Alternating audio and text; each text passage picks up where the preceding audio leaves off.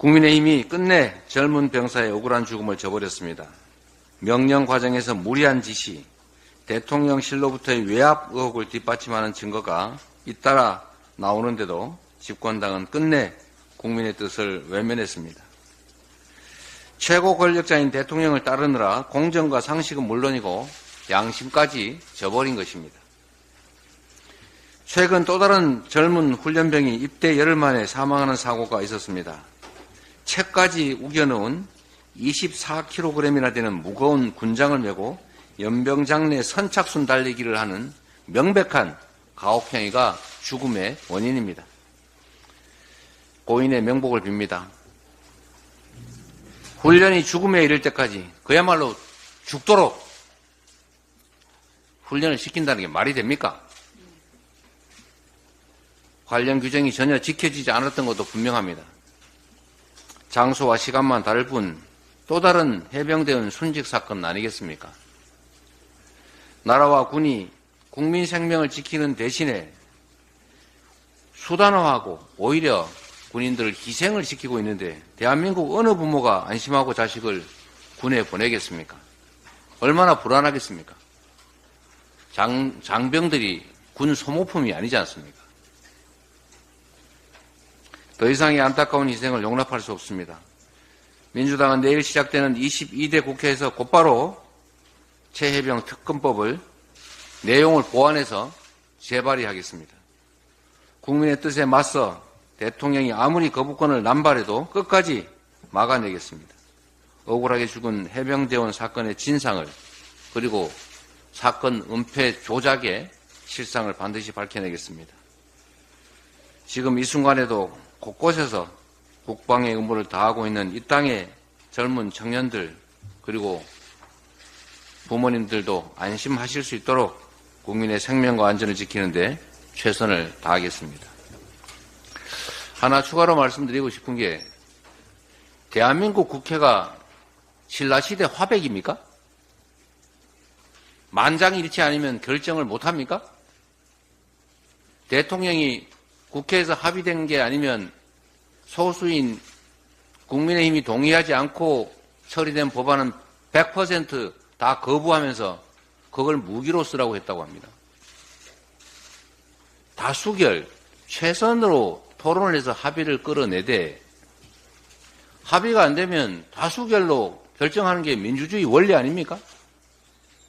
지금 신라시대 화백제도로 되돌아가자는 것입니까? 명백한 대통령의 권한 남용입니다. 더군다나 자신 또는 주변 인물들의 범죄 비리 행위를 방어하기 위해서 헌법이 부여한 거부권을 행사하는 거, 이거 직권남용의 명백한 위헌행위 아닙니까? 대의민주주의, 민주주의, 현대민주주의가 무엇인지, 왜 국회는 만장일치의 화백이 아니라 최후에는 다수결에 의해서 의사결정을 해야 되는 것인지를 생각해 보시기 바랍니다. 또 한 가지, 지금 국회가 헌법이 부여한 제대로의 권능을 인정받지 못하고 있습니다. 자료 제출 거부는 기본이고 출석도 안 하고 와서 아주 대놓고 거짓말하고 그러다 보니까 요즘은 아예 법정에 가서도 누구 처벌하기 위해서 소위 모해위증, 거짓말하는 게 일상이 됐습니다. 이번 박정훈 대령 재판 과정에서도 위증이 있었던 것 같습니다. 그리고 국회에서도 관련 위증들이 아주 난무했던 것 같습니다.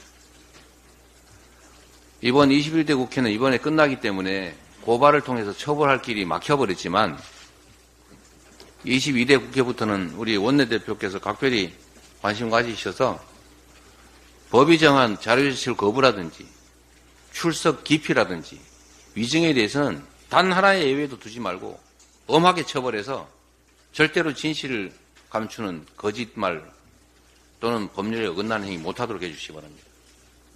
그리고 국정조사나 현안 질의나 청문회를 좀 활성화해서 이 정부나 수사기관이 하지 않는 일들을 국회가 최선을 다해서 대신해 주시기를 바랍니다. 어쩌면 수사기관에서 와 거짓말하는 거야.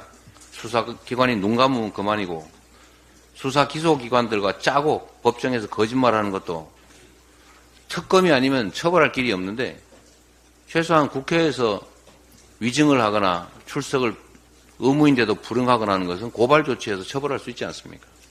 특히 공무원들은 이 국회 위증에 대해서는 벌금형이 없기 때문에 와서 위증한 게 고발돼서 처벌받으면 아주 연금까지도 다 없어지고 공무원 자격까지 박탈될 수밖에 없는 상황이니까 이번 22대 국회에서는 이 국회의 권능을 최대한 활용해서 국회를 능멸하는 일이 없도록 공직 권한을 남용해서 진실을 은폐하고 그야말로 국민들을 기망하는 그런 일이 없도록 해주시기 바랍니다.